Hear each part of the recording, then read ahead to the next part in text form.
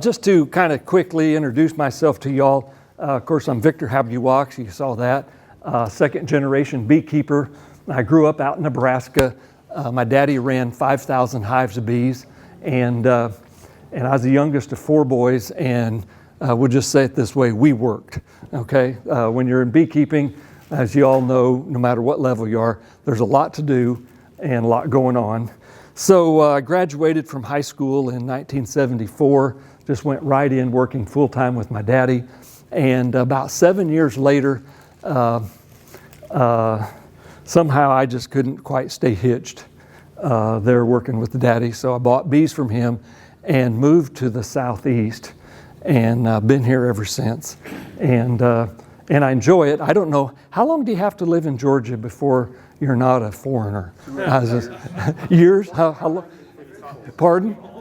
Someplace around 54. 54 years. Okay, well, I've got 20 more to go. So anyway, so that's where I come from. Was commercial beekeeper running maybe like 1,500 hives of bees. And I'd be in Florida I had bee locations on the Apalachicola River for Tupelo. I had orange blossom locations. And then I'd ship my bees. I had a brother that was a large beekeeper in North Dakota, and send bees out to him, or I'd send bees out and work them myself out west. So just grew up that way. Then the 90s come along, the late 80s, and our bees, we got the varroa mites, and bees started dying like crazy. And then in 92, Mr. Clinton got in office, and he opened up trade with China, and especially the agricultural commodities, zero tariff put on it. So at that time, I was selling bulk honey, 55-gallon drum honey for 65 to 75 cents a pound. And by 94, American honey packers were paying 34 cents a pound. And about half of the American commercial beekeepers croaked in those years there. It was pretty devastating. You could buy nice bee equipment for 50 cents, like a deep box drawn comb, 50 cents or $1 back in that time. It was unreal what happened. And I was one that went side. Part of the problem was I think I just have a farmer brain mentality. You work hard and it'll work out, and not a management or business. Come on in. Not a management or business aspect. So I went to work for the Georgia Department of Agriculture, got down to about 30 hives, started working my way back. And a few years ago, I quit with the state of Georgia and back full-time bees. Between my two boys and I, we're running about 1,100 hives of bees right now. So anyway, y'all must have some interest in moving forward with your bee business, or thinking about it to either what I would call maybe a commercial aspect, or a sideliner, kind of in between hobbyists. That's the way I divide it. There's no book anywhere to tell you how that is. But in my thinking, sideliner, once you get 150, 200 hives of bees on up higher, that'd be kind of the sideline world in my thinking. Obviously, it's different. Out in Nebraska, a sideliner would go clear on up to like 500 hives of bees. I don't think you can really do that the way I was doing it. I'm migratory. I found it, have a full-time job, and 250 hives of bees is about all I wanted. And my wife sitting back there, she, you can ask her how much she got to see me. I guess that's one thing I'll emphasize right now. If you start going into bees, you're going to pour a lot of time into it, and money, but time is probably the bigger issue in my thinking. Then commercial to me is probably, I look at it different now. I say now, if you're making your living, I don't care if it's just 200 hives of bees, you're making your full living, then you're commercial. That's the way I look at it. So anyway, here we are. What I'm going to do is just run through, I don't know, it's maybe 15, 20 slides, just kind of some basic overall ideas, just categories, and talk hopefully briefly about each one. And then I want to open it up to y'all, because I don't know really your needs or really what you're here for. And we'll just bat the ideas around. We've got BJ Weeks here's a commercial beekeeper. Bob Binnie's commercial beekeeper. If I can't answer it, I'll just throw the question over to these guys, and we'll see if we can't help you what we're doing. So, to me, the very first important thing is you got to have a love of bees. I mean, not just that I want 2 hives in the backyard. There's got to be a love of bees. If you don't have that, just don't try to get into it, because the bees they're gonna disappoint you somewhere down the line. I remember when trachea mites were a problem, the first real problem back in the early 80s. And one winter I lost 60% of my hives bees. Run 1,000 hives, 600 hives die. Now, if you don't love bees, if you're in it just for the dollar signs, you're gonna say, see you later, with the honeybees. So that's what I'm saying about a love of bees. I've known a number of guys, one I'm thinking of in particular, and he saw my 200-300 nukes in my backyard. He came to buy 1 or 2, and you could see the dollar signs going in his head. I'm paying you this $100 and some, and you've got all those nukes, and so he took off, and in 4 or 5 years he had 400 to 500 hives of bees. But then he ran into the idea of trying to get help. It's hot, hard work, the hours away from home, and the idea of trying to keep bees alive. He's thrown his hands up. And that leads my next topic. You've got to learn how to keep bees alive.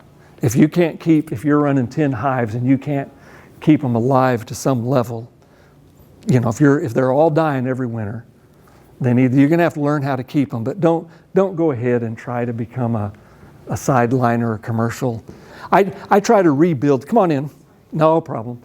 I try to rebuild my hives in the spring. It's an old hang-up.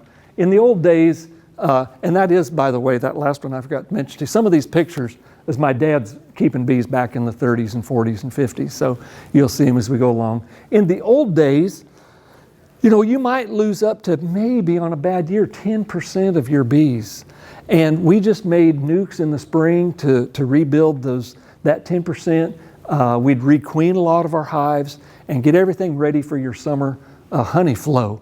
So I still have that mentality, and I'm thinking I need to change and go to where I know a lot of beekeepers now are just continually, if a hive dies out, they're rebuilding it somehow.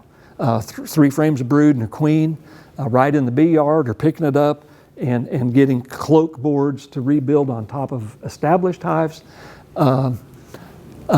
So to me, what I'm ended up doing, keep bees alive, here I am out every spring, hauling out several hundred boxes, lids, and bottoms, getting bees started and going in them again, get my full count up, and then all through the year, hauling in dead ones, hauling in dead ones, hauling in dead ones, to where, you start over in the spring. So keeping bees alive, that's, a big topic. Coming from and I don't mean this in a bad way, but the hobbyist world, time management is going to be harder for y'all to learn. I came from the commercial world, but I found out after I got down to 30 or so hives of bees, I picked up a lot of these traits that 30 hives of bees and you got all afternoon, you just take your time in a beehive and enjoy it, Well, if you're going to start running 100 hives or 200 hives or 1,000 hives, you're getting down to where you may need to spend somewhere way up around maximum 3 minutes a hive. Yeah, a minute a hive, 30 seconds a hive. You've just got to move along. So when I go into a hive of bees, just quickly, as time per hive, obviously as soon as I pull the lid off, I'm starting to assess, is that the right word? Assess, thank you. What's going on in that beehive. You can tell a lot by the sound, how the bees are wiggling. If you have a hive that's a little bit sick, you can learn that bees are always cleaning inside the beehive. And you can learn and see the top bars, and if they seem a little dull, there's, before you even go down in, we're going to have a problem down in here. Or potential, you start, just all that's going on in your brain. And then, of course, I go into the brood chamber. I never worry about finding a queen anymore. That's a waste of time unless I want to make a nuke and know where she's at. I make most of my nukes not even looking for the queen. She'll be in one of the 2 or 3 boxes, I'll find her later or know where she's at later. But anyway, time management, so important. Pull a frame of brood out. if I've got eggs, I know I had a queen there within at least 3 days, because it's an egg for 3 days. So that's good. And then I look at the open brood, and if it's white and glistening, it's good, healthy brood. Close up, go to the next hive. You see what I'm saying? It's just, you've just got to move along. So like I say, I can get real detailed in all these categories. We're going to cover them, and then we'll open it up to the floor. So now we've got the idea, if you're growing, what are you going to do here? You're going to spend most of your money buying beehives that make money, but you need equipment. You know, you're going to need extractors. Here, as you can see, I finally got around to have a nice feeding operation. My son last year just was tired of having the hose rolled up on the trailer or the truck, you know, and it gets knotted or kinked or whatever. And he went and bought us a reel.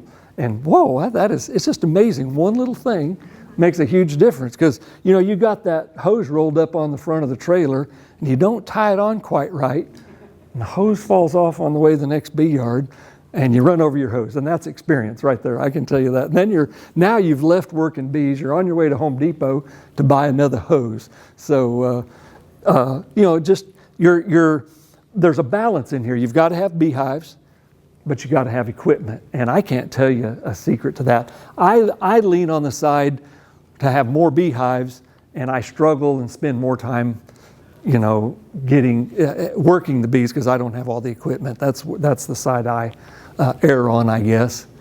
Are you going to be stationary or migratory? I like being migratory. There's a aura about it or something. You know, it's just, here we go. And I run my bees the last bunch of years in North Georgia. I'm over at Cartersville, run them to deep south of Georgia, down in the southwest corner. I get a jump on the spring by about 6 weeks. Bees there's pollen coming in. There's some plants growing down there that you get nectar and pollen out of through the winter months, where our bees up here are just kind of dormant, waiting for spring to come. Spring's just going on down there. I make my nukes up down there. I can make 1-frame nukes the first week of March. And you're not going to do that up here. You know, you see what I'm saying? But that's not for everybody. So that's just something you have to decide. Migratory, not migratory. Or if you're here in North Georgia and you, by July in this area, we're done as far as our bees doing anything. So you can pick them up and run the mountains, try to make some sourwood honey, something like that. I typically would run back to South Georgia, and cotton in South Georgia makes you a little bit of honey. It's not great big, but it still makes you some honey. So migratory versus stationary. Debt versus in the black. Well, now here I've got a little experience. My previous bee career, we talked about, was all in debt. And I just bought and when I needed and whatever. And I tell you what, folks, when you don't make the crop, and then you've got to go borrow more money just to keep your family, you know, food on the table or whatever, and you just can get hurt in a hurry. And bless my wife, she's a wonderful woman, because I put us in bad debt, and she'd never worked before in her life. And when I finally gave up with bees, got me a real job, and she got a job and a half, and it took us 15 years, I guess, to dig out of what we had done, and couldn't have done it without her. So now I'm back into commercial beekeeping and trying hard to run it in the black. All right, it's just, but that's something you have to decide. Obviously, there's loans that you can get, so there's options. Regulations that you'll have to take care of here in Georgia. Your regulations obviously is going to be as far as your queen breeding, package bees, if you're doing nuke sales, hive sales, your extracting room. Once you get into that area and start selling honey beyond just you handing the jar to your customer, you're going to have inspections of your honey room. You have to buy licensing for most of this stuff. You'll get a thing to put on the wall, and then once you get your label, you're going to have that okayed by the state of Georgia Department of Agriculture. And it's not hard, it's not weird, but you need it, you know. So it's something that you'll have to be aware of. Obviously, different options in beekeeping. Most of you probably know all of these different ways of trying to keep bees. You're going to have to decide, though, which niche, which category do I like in bees the best, and do those things. So we can go on. Last category to me is just plain being honest. You don't know how many times I've had somebody's bought a nuke from somebody else, somewhere else, and they said, Victor, my nuke is just, it's weird. There's something wrong with it. And I go over, or I have them take a picture of the brood and send it to me, and they've been sold a drone layer. It's $100 and some. It's just the mentality of somebody that's like, well, I know it's a drone layer hive, but they'll pay me $125. They don't know any different. And I just don't go along with that. Or what about the guys that's got these buckets of feed on top of their hives? Not like you saw mine. That's the brood chamber. But during the honey flow, and they're just feeding, and extracting their large crop of honey. You see what I'm saying, large in quotes. So honesty, I just think, honey is we have a marketing aspect of honey that we don't have to market. Honey's considered pure. Honey's considered healthy. Why should we destroy that, or some individuals, and we have to start marketing all over? We've got some advantages that some industries don't have to go that route. So I've got slides here to show you some of my dad's old bee operation. Start the story off. This fella was born in the late 1800s. Sometime in the 1890s, he started keeping honeybees. N.E. Miller. He lived in Utah, and he's running, I don't know, 1,000 or whatever, a lot of bees in the 1890s. And rendering beeswax is a problem. If y'all haven't run into that, especially the larger you get, everybody does it a little different. There's just not a really one good method to render your cappings and old honeycombs. So he decided he would go to Southern California and visit with other beekeepers and see what their way is doing it. And he picked February because it's winter and nobody's working their bees. Well, he gets to Lower California or Southern California, and the orange trees, citrus trees are blooming, and the beekeepers there are wide open making honey. And he's like, now wait a minute here. My bees are back home in snow, and if I got my bees to California, I could be double cropping. Well, you have to realize in the 1890s and early 1900s, there are no roads. I mean, there's trails, but there's no real roads anywhere. The railroads have come through, so he figured out the way of screening putting a screen bottom on hives. Sometimes he put screen top and bottom, probably the strength of how strong the hives were. Physically, by hand, loaded them on flatbed railroad cars, tied them down, and he'd send a hired man, would ride in the caboose and make sure that that flat car of bees got to the proper location for them to unload it. And that's what he started. And there were other guys doing other things. I was talking to Jerry Latner with Daydant. He knows beekeepers in Florida that were putting them on barges, moving them around. I know the weavers in Texas talked about folks that would, move them with wagons and a team of horses, whatever. But I think this guy probably was the largest in it because he got to 10,000 hives of bees in the early 1900s in America. So he was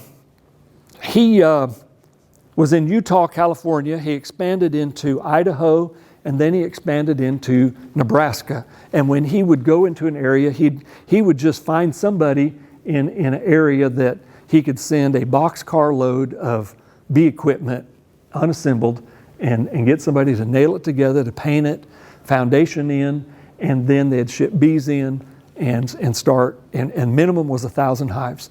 So there's a little town in Nebraska called Cozad, Nebraska. And my dad was already, as you saw that one picture, was already keeping some bees. Well, there's the picture again. Out of high school, he just loved bees. He was keeping bees before 10 years old in apple crates. And back then, apple crates were out of wood with laths across the top. It's kind of like our, top bar hives of today. And his mom and dad bought him his first two store-bought hives, Langstroth hives with frames in 1926 when he was 10 years old. And it just, went off from there to where he was running 5,000 hives of bees. So anyway, Mr. Miller decided to set up a bee operation at the very same town my dad was at. I call it providence of God. Some people may say it's lucky, but that's not the way I look at it. So because it developed the living for not only him, but our entire family to now to where there's 5 or 6 grandchildren keeping bees of my dad. So anyway, so Daddy went to work for Mr. Miller, California. This was a semi-truck back in the 30s. And my dad's there. That was his truck to haul bee equipment from California to Idaho, Nebraska, Utah. He drove those over those mountain grades, gravel, dirt, whatever. That's just where he went. He said you'd be driving along, just like out in the desert of Utah, and you'd get to an intersection, and somebody had pounded a post in the ground and had lath on there that if you take this route, you can go to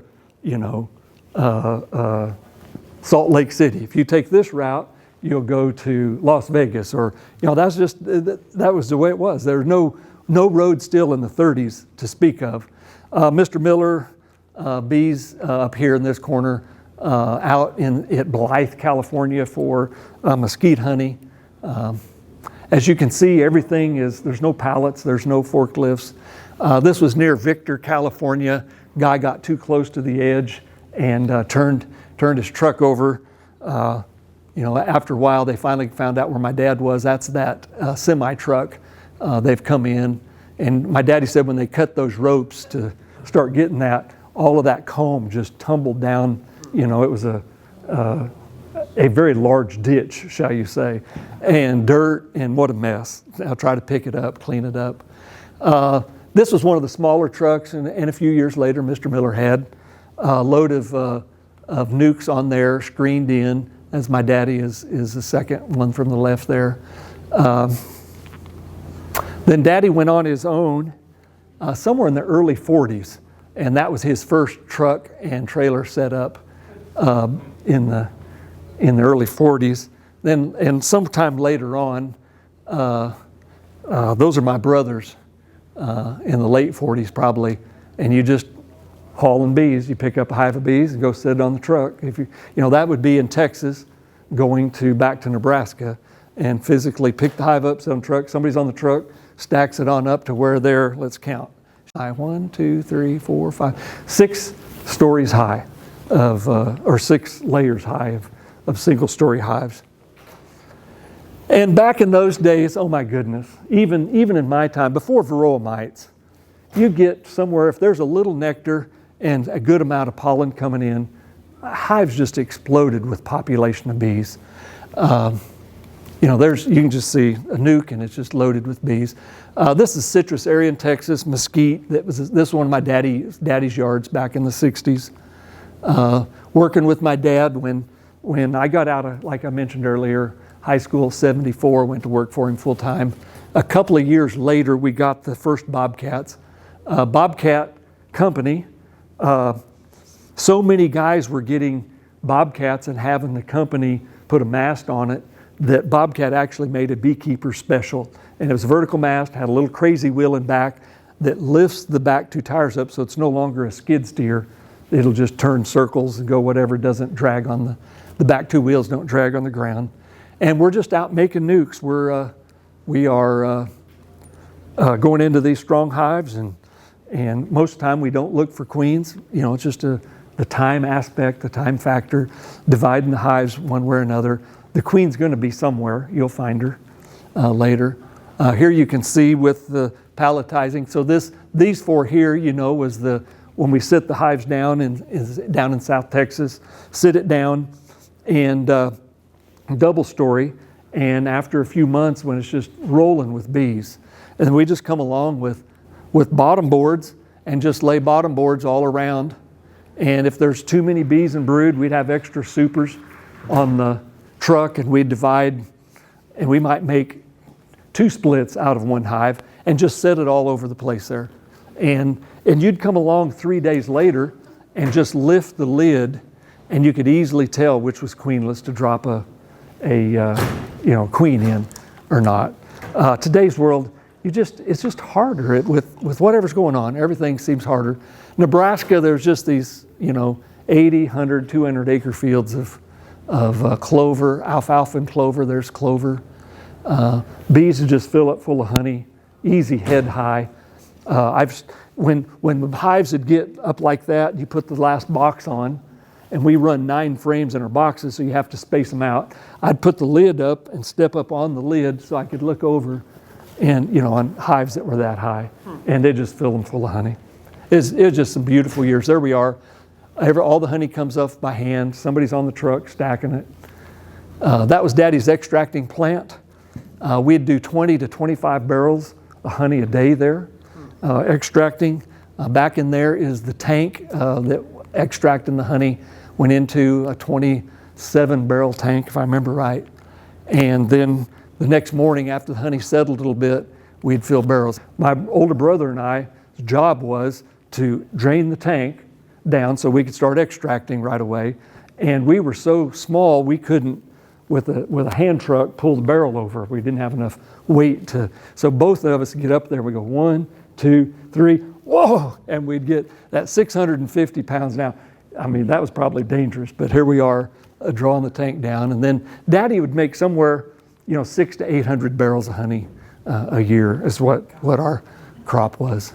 So anyway, we winter part of the bees in Nebraska. At first, for years, we'd just leave them out. We started winter packing them. Bees in Nebraska take about 60 pounds of honey to live through the winter. And when you winter pack them, probably 45, 50 pounds works. We would put a lot of the bees that were going to go to Texas inside the building, because by late November into December, your nights are going to start dropping down 0 a lot of times. And if it gets real windy, it's just a little bit better for the bees to be inside. Obviously, the hives were wintering stayed out through those cold temperatures. And now that we're loading 1, 2, 3, there's 6 high with singles, but it's with a forklift. That's pretty slick. But the year before, that's a load getting ready to go south. Also, those were double stories, all by hand. Everything, 450 hives. My daddy's running 5,000 hives of bees. The year before we went to forklift, we moved 4,000 hives of bees to South Texas, 1,200 miles away. All by hand. Yeah, all by hand. And then we brought back 6,000 hives of bees, all by hand. And it's just, you're just lifting beehives. It was a lot of hard work. And if you're going to go into beekeeping on your own in some level, I hope you like to sweat. And I hope you have a strong back, maybe. So anyway, this is my brother, 15 years older than I am, went to like 8,000 hives of bees. And this is him loading up a load of bees to go to California. And he brought my daddy out of the nursing home when he was in his 90s and got to see his last load of bees, loaded and shipped out. And that's just some of my bee. So when I went broke, got down to about 30 hives, and then I started working my way back. This time I'm not going in debt. You see what I'm saying? I'm not buying the Bobcat, not getting the pallets. I found this old car hauling trailer for little money, cost more to get better tires on it than it did for the trailer. Got me a little hand truck, piece of plywood for a ramp, and I got up to where I was running over 100 hives of bees just by moving it like that. And you can get a lot done. And I'm going to South Georgia, back to North Georgia. You can do a lot of work without being mechanized, if you understand what I'm saying. So that was my nuke making tent. If the day was such that bees wanted to rob, I'd put the hive of bees in the tent, and then the other hives they can smell it, but they can't get to the honey. And anyway, I raised queens before, and there's the cell, and nice looking queen. I think she's pretty. But anyway, my favorite is, I said the favorite thing was making honey. Second favorite thing is extracting honey. I love that breeze coming off that extractor, you know what I mean? And that smell of honey. So anyway, I ran through that in a hurry for y'all. But we needed some time. I want to hear from you. I love interaction. So we've got just about 30 minutes of interaction. Now it goes to the floor. Yes, sir. There's pictures of the older trucks. Yes. What